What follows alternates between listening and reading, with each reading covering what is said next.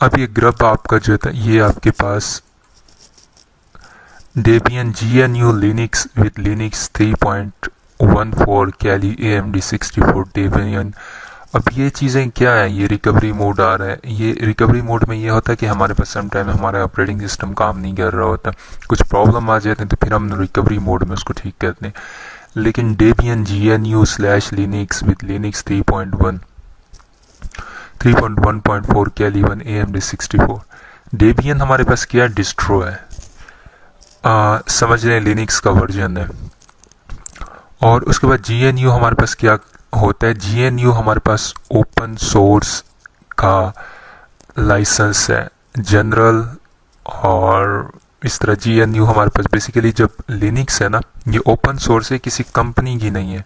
जैसे विंडोज़ है वो माइक्रोसॉफ्ट की है, लेकिन लिनक्स जो है ये किसी कंपनी की नहीं है।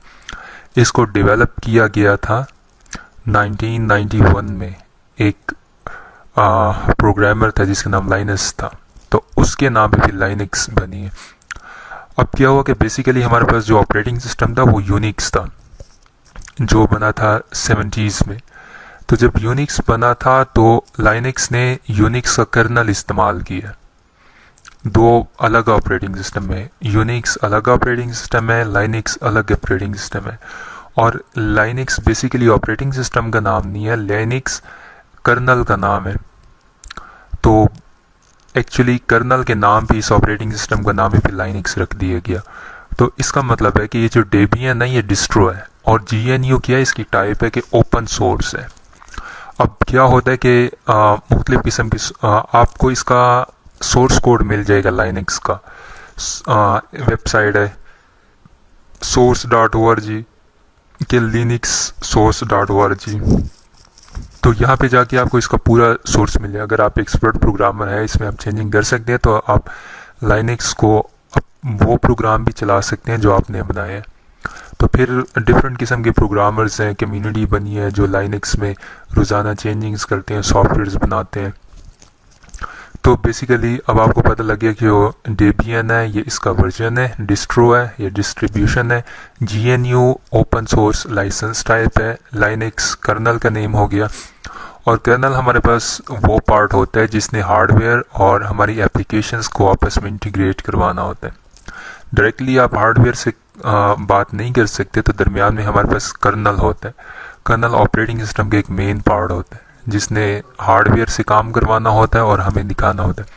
और लाइनक्स 3.1 कर्नल का वर्जन है।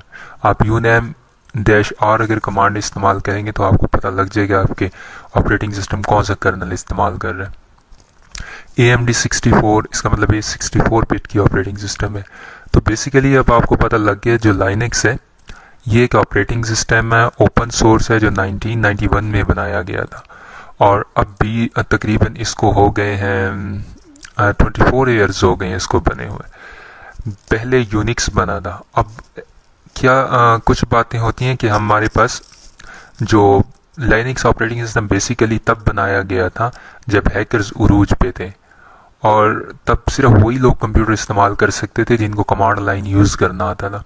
पहले विंडोज़ नहीं थी होती कि आप कोई भी क्लिक कर दें और उसके बाद अपनी मर्ज़ी के प्रोग्राम चलाते नहीं। तो पहले जो लोग एक्सपर्ट्स लोग होते थे वो प्रोग्राम बनाते भी उसी ऑपरेटिंग सिस्टम में थे अपने लिए और चलाते भी उसी में थे। तो बेसिकली ये जो लाइनक्स वगैरह के डिस्ट्रो बने हैं ये हैकर्स ने बनाए हैं, हैकर्स के लिए। तो वो अपने काम इसमें करते हैं, क्योंकि ओपन सोर्स होते हैं तो जिसका मर्जी अपने टूल बनाते हैं, इसको यूज़ करना शुरू कर देते। लेकिन इसको फिर अंडर द GNU लाइसेंस के तहत अगर इसको चलाया जा रहा है तो इसका मतलब है कि एक टीम है जो इसको चला रही है। बेसिकली ये किसी कंपनी की नहीं है। अब हमारे पास जो लाइनक्स है इसमें और विंडोज़ में कुछ खूबियाँ कुछ खामियाँ हैं। कुछ लाइनक्स में भी खामियाँ हैं, कुछ विंडोज़ में भी है। कुछ लाइनक्स में खूबियाँ हैं और कुछ विंडोज़ में। तो लाइनक्स बेसिकली बहुत पावरफुल ऑपरेटिंग सिस्टम है। ये मल्टी लोगों को एक ही टाइम में सपोर्ट कर, इसका जो टर्मिनल है वो मोर देन 1000 लोगों को एक ही टाइम में सपोर्ट कर सकता है। एक कंप्यूटर जिस पे लाइनक्स चल रही हो आप उसको सर्वर बना सकते हैं। यूनिक्स वगैरह यूनिक्स जो है वो इतना पावरफुल है कि हमारे जो माइक्रोसॉफ्ट है उसके भी बहुत सारे सर्वर्स उस पर चल रहे हैं, यूनिक्स ऑपरेटिंग सिस्टम पे। और लाइनक्स जो है ये बेसिकली डेस्कटॉप वगैरह के लिए, आप इस पे वेब सर्वर्स भी बना सकते हैं। तो ये ज़्यादा पावरफुल है विंडोज़ से। और विंडोज़ जो है उसमें क्या होता है, वो सिंगल यूज़र्स के लिए आप एक टाइम में एक काम कर सकते हैं उसमें। बेसिकली आप देख रहे होते हैं इंस्टॉलेशन उसमें हो रही होती है, तो मुख्तलिफ़ किस्म की इंस्टॉलेशंस वगैरह हो रही होती हैं, मल्टी काम कर रहे हैं। लेकिन ये वो वाला मल्टी नहीं होता, ये मल्टी यूज़र्स को जो सपोर्ट होता है ना, वहाँ पे मल्टी होते हैं। आपके पास ऑपरेटिंग सिस्टम होते हैं। पहले आप का जो ऑपरेटिंग सिस्टम था, जब पेंटियम का दौर था, तो तब क्या होता था कि एक टाइम में सिर्फ एक प्रोग्राम चलता था।